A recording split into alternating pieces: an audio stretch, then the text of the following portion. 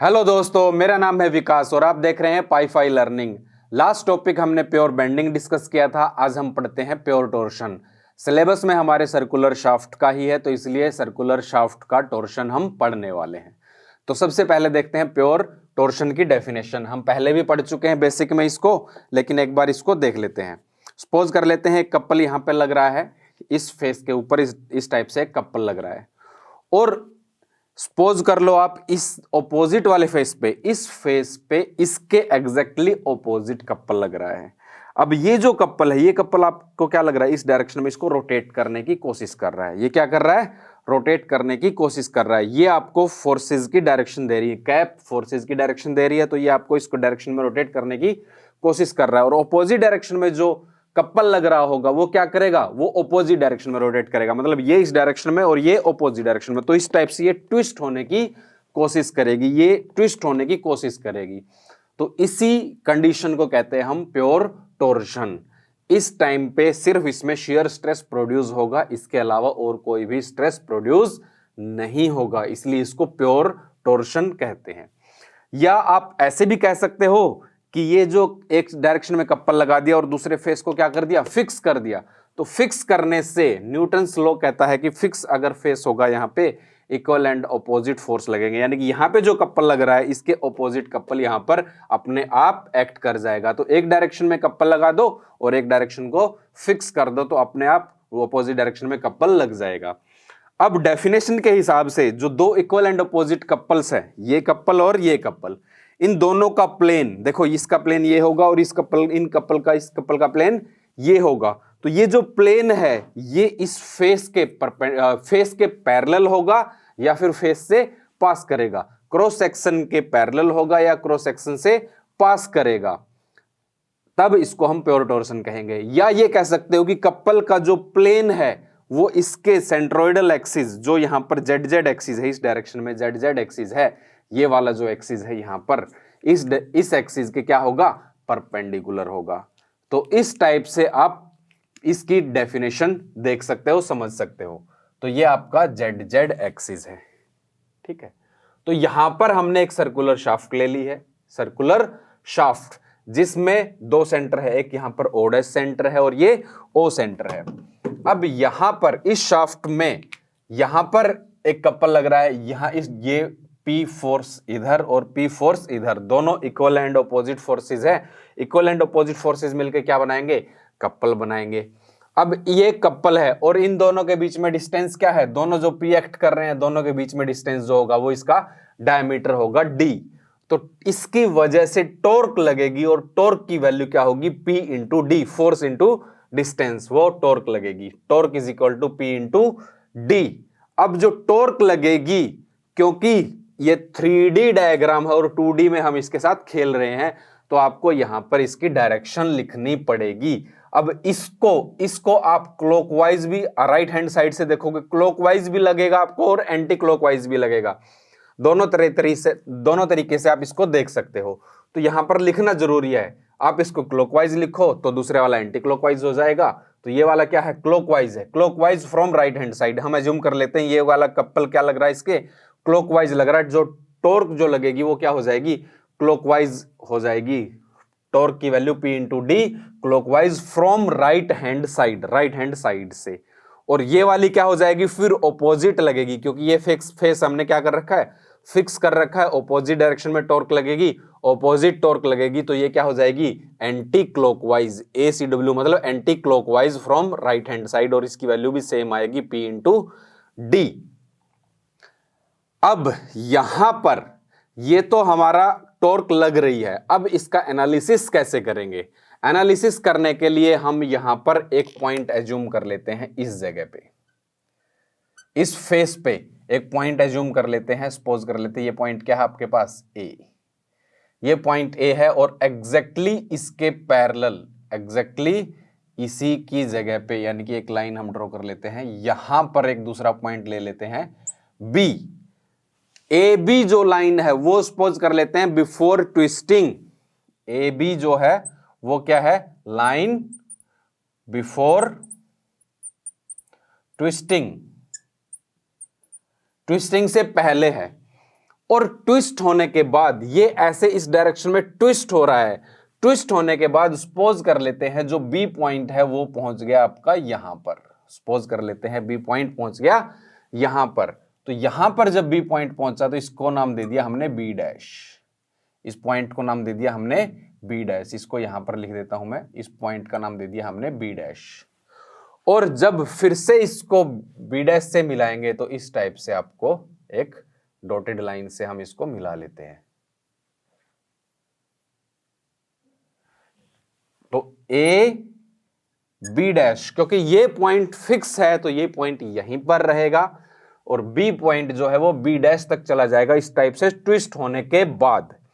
जो A B dash this is आएगी, आएगी लाइन आफ्टर ट्विस्टिंग। अब यहां पर एक एंगल बनेगा, यहां पर एक एंगल बनेगा, इस एंगल को लिखते हैं हम फाई। इसको क्या बोलते हैं? फाई। और फाई को ही क्या बोला जाता है? Shear angle. This is shear angle. Phi आपको देता है कि कितने एंगल से ये लाइन आपकी शिफ्ट हुई है, कितने एंगल से ये लाइन शिफ्ट हुई है, ये आपको शेयर एंगल देता है। और इस शेयर एंगल ही आपको शेयर स्ट्रेन की वैल्यू भी देता है। फाई आपका क्या आएगा? डायरेक्टली शेयर स्ट्रेन के इक्वल आएगा। फाई क्या आएगा? Shear strain. अब जो बी पॉइंट है और जो बी डैश है, इन दोनों पॉइंट को हम यहां पे इसके साथ मिला देते हैं, इस सेंटर के साथ, ओ के साथ, ओ डैश के साथ, सॉरी, ओ डैश के साथ मिलाने के बाद यहां पर जो एंगल बनेगा, देखो ये बी लिखा हुआ था यहां पे, बी को हम यहां लिख लेते हैं। जो एंगल बनेगा ये है थीटा। थीटा होता है आपका angle of twist, angle of twist. Theta को बोलते हैं हम एंगल ऑफ ट्विस्ट, यानी कि कितने एंगल से ये ट्विस्ट हुआ है। बी पॉइंट यहां था तो कितने एंगल से ये जो फेस है रोटेट हुआ है, ये फेस कितने एंगल से रोटेट हुआ है with respect to this face. तो थीटा एंगल से ये रोटेट हुआ है। अगर सिंपल स्ट्रेस और सिंपल स्ट्रेन की बात करें तो वहां पर जो थीटा डिफ्लेक्शन आता है, यहां पर क्या आता है? Angle of twist. वहां पर डिफ्लेक्शन होता है और यहां पर क्या होता है? Angle of twist. और वहां पर सिंपल स्ट्रेन आता है और यहां पर क्या आता है? Shear strain. तो शेयर स्ट्रेन आपको फाई दे रहा है और angle of twist is equivalent to deflection. तो ये थीटा कितने एंगल से ये आपका ट्विस्ट हुआ है, ये आई होप आपको समझ में आ गया होगा। अब हम इसका एनालिसिस करेंगे, यहां से हम इक्वेशन ड्राइव करेंगे।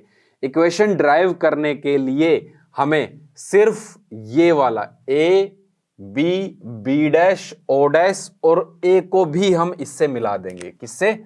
ओ से। तो ये वाले सारे पॉइंट्स हमें चाहिएंगे, तो इसका हम एक अलग से डायग्राम बना लेते हैं। इसको मैं इरेज कर देता हूं और वो डायग्राम बना के सिर्फ इसी का डायग्राम, कौन किस किस पॉइंट का? O A B O dash and B dash, ये वाला डायग्राम हम अलग से बना के इसका एनालिसिस कर लेते हैं। ये हमने डायग्राम बना लिया है अलग से O A B O dash and B dash के लिए। अब इसमें जो है हमें कंसीडर करनी है ट्रायंगल। ट्रायंगल कौन सी? Triangle A B and B dash. देखो डायग्राम 3D वाला है और 2D में हमने बनाया हुआ है। आपको पता है ये एंगल कितना होता है? 90 डिग्री। ये एंगल कितना आएगा? 90 डिग्री, क्योंकि ये सर्कुलर क्या है? फेस है, और सर्कुलर फेस है और इस फेस पे ये इस टाइप से लाइन है। तो ये लाइन जो सर्कुलर फेस का इसका जो आर्क होगी, ये आर्क का और इस लाइन का एंगल क्या आएगा?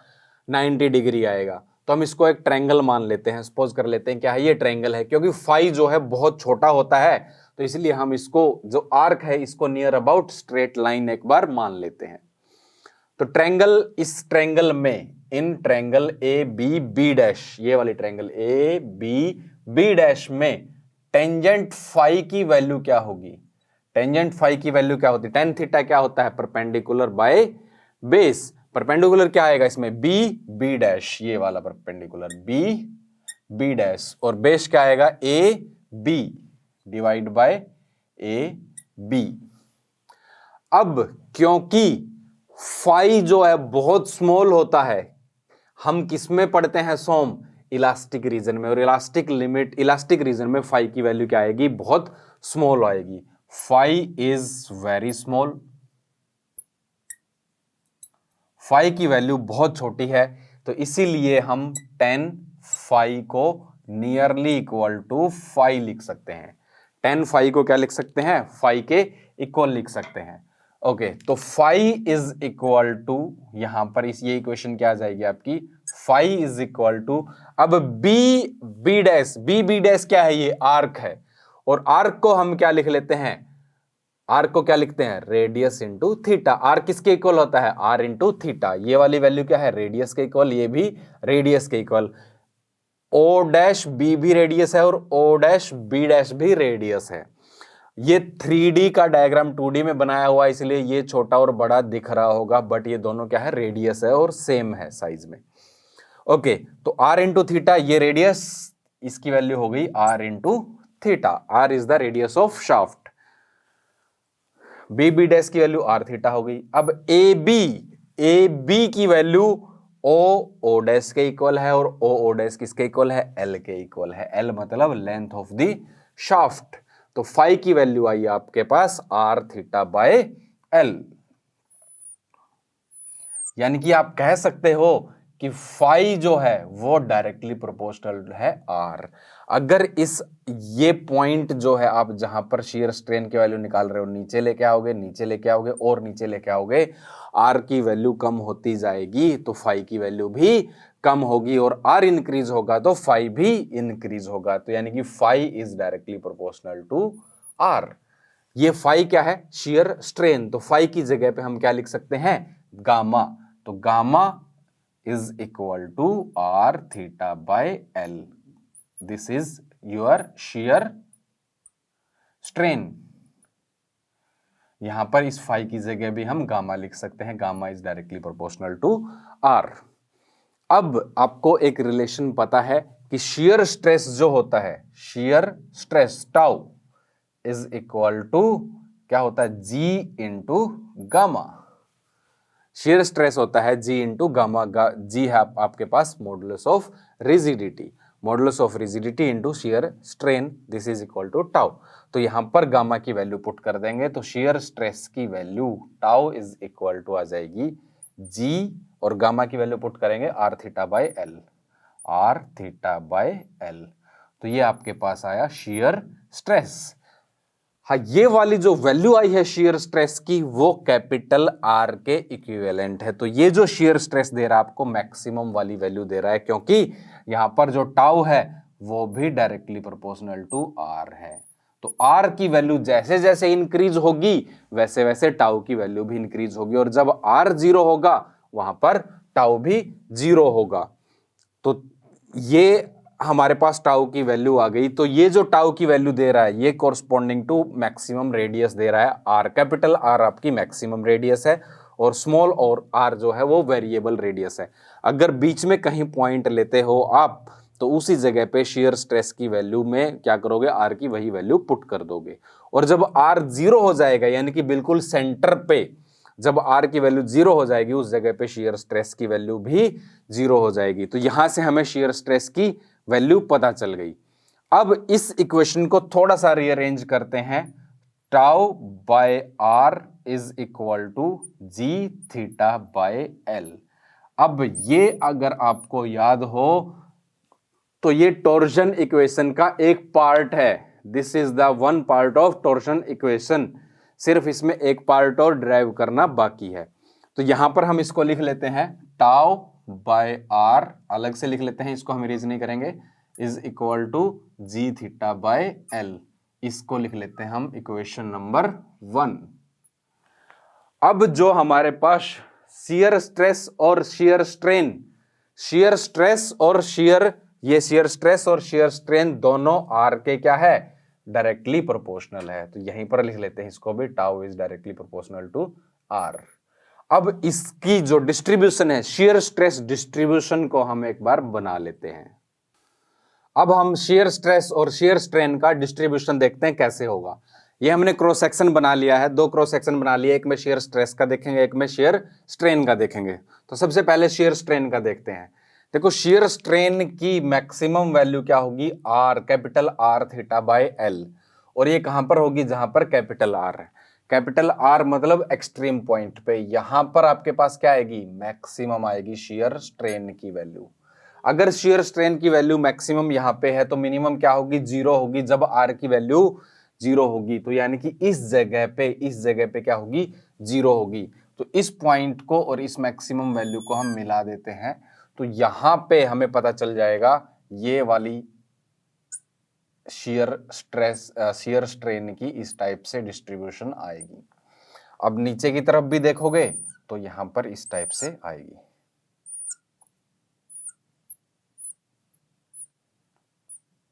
और ये सिर्फ इसी जगह नहीं, मतलब इस क्रॉस सेक्शन में ही आएगी, इस टाइप से ही आएगी। ये आपके पास आ गया गामा, गामा की मैक्सिमम वैल्यू है एक्चुअल में, ये gamma equal to gamma max, ये गामा की वैल्यू है। यहां पर जो है ये वाली वैल्यू जो है मैक्सिमम है। अगर आपको इसी क्रॉस सेक्शन में हर डायरेक्शन में आएगी, यानी कि अगर आप इसको ऐसे बनाना चाहते हो इस टाइप से, तो ऐसे बनाओगे, जब भी आपके पास इसी टाइप से आपकी शेयर स्ट्रेन डिस्ट्रीब्यूशन आएगी, इस टाइप से आ जाएगी। तो आप किसी भी डायरेक्शन में बना लो, शेयर स्ट्रेन की जो डिस्ट्रीब्यूशन है वो इस टाइप से ही आएगी। तो यानी कि हर एक ये जो है सेक्शन, हर एक सेक्शन को आप ऐसे ऐसे रोटेट करते जाओगे, इसी टाइप से हर जगह पे ये आपकी शेयर स्ट्रेन की क्या है, डिस्ट्रीब्यूशन है। इस टाइप से शेयर स्ट्रेन आपका लग रहा होगा। इसी टाइप से शेयर स्ट्रेस की डिस्ट्रीब्यूशन भी आएगी, सिर्फ जी से मल्टीप्लाई हो रहा है, आर थीटा बाय एल ही है। तो यानी कि जब टाउ ये कैपिटल आर होगा तो टाउ क्या है, मैक्सिमम है। तो मैक्सिमम कहां पर आएगी, जब यहां पर इस जगह पे कैपिटल आर पे। तो इस पॉइंट को इससे मिला देंगे, क्योंकि लीनियर वेरिएशन है, आर की पावर एक ही है, लीनियर वेरिएशन है, तो स्ट्रेट लाइन से ही शो होगी आपकी। वेरी जो करेगा वो स्ट्रेट लाइन से करेगा, ये वाली स्ट्रेट लाइन जो है। इस टाइप से आपकी शेयर स्ट्रेस की डिस्ट्रीब्यूशन आएगी। तो ये आपकी शेयर स्ट्रेस की डिस्ट्रीब्यूशन होगी। और यहां पर जो है वो क्या है, टाउ है, और ये किसके इक्वल है, टाउ मैक्स के equal. This is corresponding to capital R, R radius. Suppose कर लेते हैं बीच में कहीं स्मॉल आर रेडियस पे, यहां पर हम चेक कर लेते हैं, ये सपोज कर लेते हैं स्मॉल आर रेडियस है। तो इस जगह पे हम जो शेयर स्ट्रेस देखेंगे वो उसको क्या लिख लेंगे हम, टाउ डैश। और टाउ डैश की वैल्यू लेस देन टाउ होगी। टाउ डैश की वैल्यू क्या होगी, लेस देन टाउ होगी। Tau dash is corresponding to small R. Small R के कोरस्पॉन्डिंग जो वैल्यू होगी वो किसकी होगी, टाउ डैश की। तो स्मॉल आर के कोरस्पॉन्डिंग टाउ डैश है, टाउ डैश की वैल्यू टाउ से कम होगी। और कैपिटल आर के कोरस्पॉन्डिंग जो टाउ की वैल्यू है वो टाउ ही लिखा है हमने, और बट वो टाउ मैक्स देता है किसी भी क्रॉस सेक्शन पे। एक क्रॉस सेक्शन पे, मतलब इस जिस क्रॉस सेक्शन को हम स्टडी कर रहे हैं उस क्रॉस सेक्शन पे टाउ की वैल्यू मैक्सिमम कब आएगी, जब यहां पर ये वाली वैल्यू क्या होगी, मैक्सिमम होगी आर के कोरस्पॉन्डिंग। तो जब आर मैक्सिमम होगा तब ये टाउ भी मैक्सिमम होगा for a given cross section के लिए।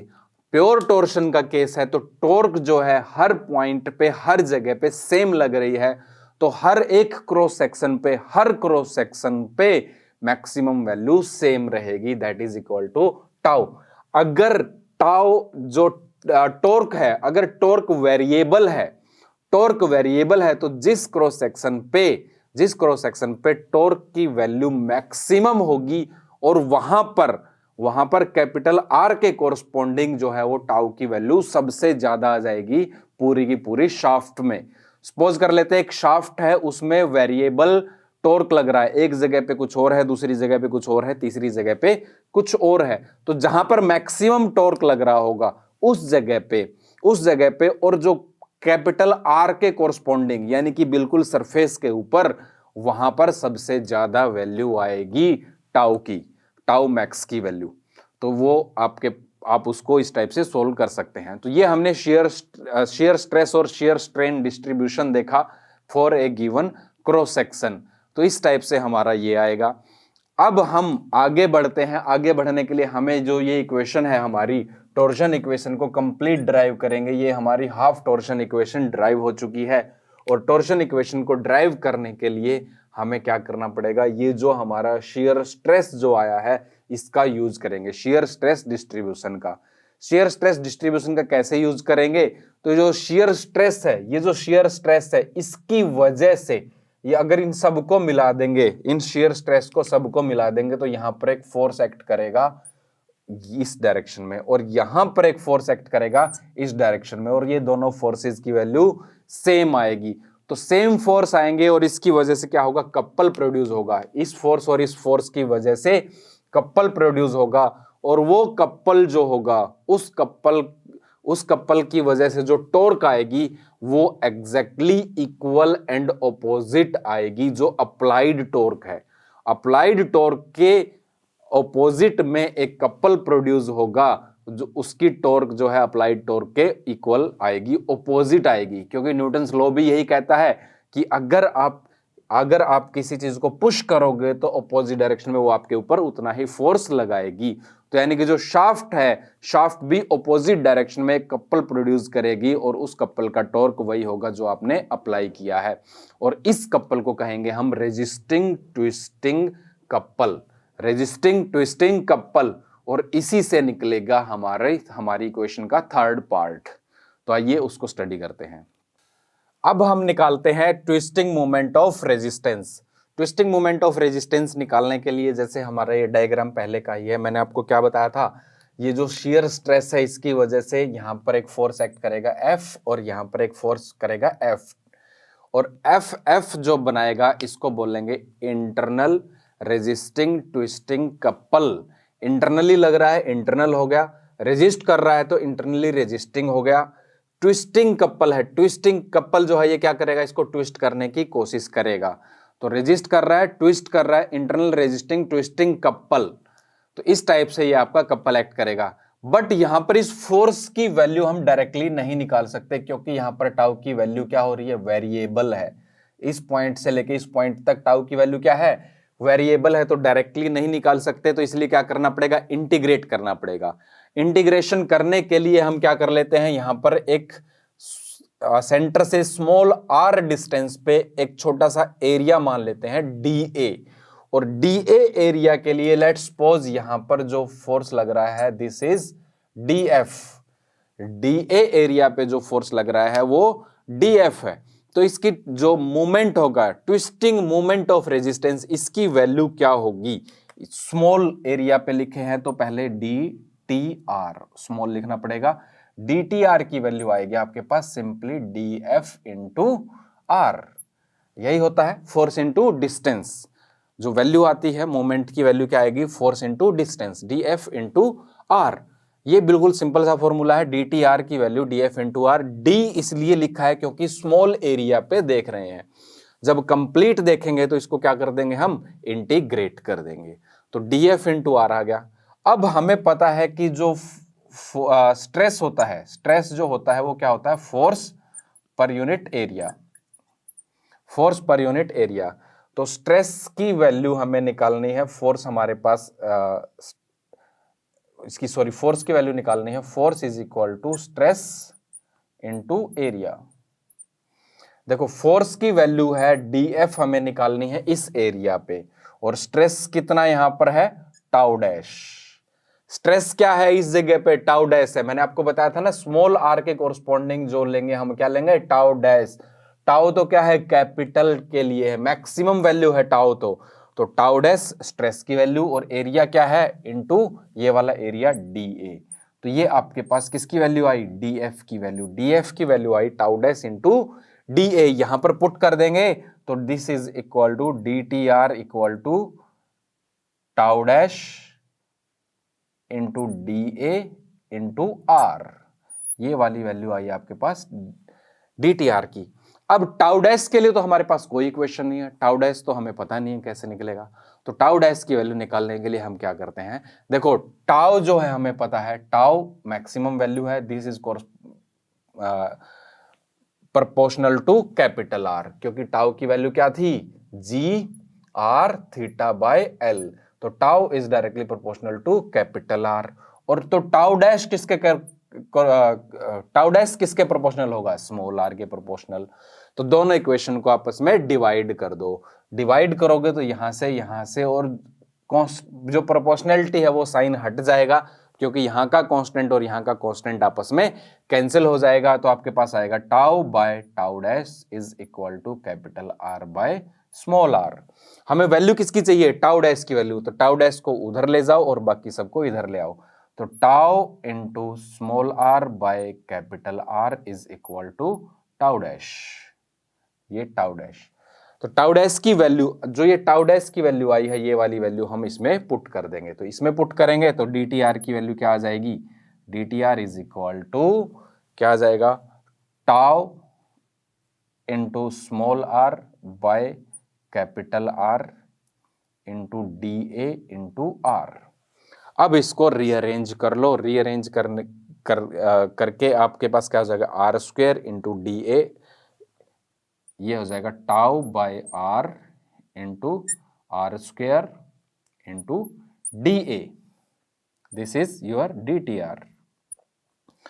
अब इस टाउ की वैल्यू हम पुट कर सकते हैं, टाउ की वैल्यू आप पुट कर सकते हो, नहीं तो टाउ की वैल्यू पुट मत करो, ऐसे ही रहने दो, ऐसे ही रहने देते हैं। तो टोटल जो मोमेंट ऑफ रेजिस्टेंस आएगा, total twisting moment of resistance आएगा, वो क्या आएगा, इसका इंटीग्रेशन, इसका इंटीग्रेशन करोगे और इसका भी इंटीग्रेशन करोगे, ये वैल्यू किसकी आएगी, टी आर की वैल्यू।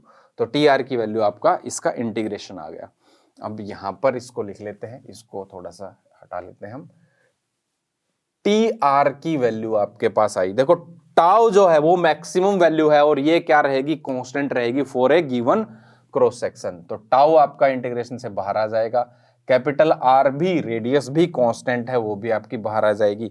तो अंदर क्या बचा आपके पास इंटीग्रेशन में, R square into D A, ये आपके पास टी आर की वैल्यू आई।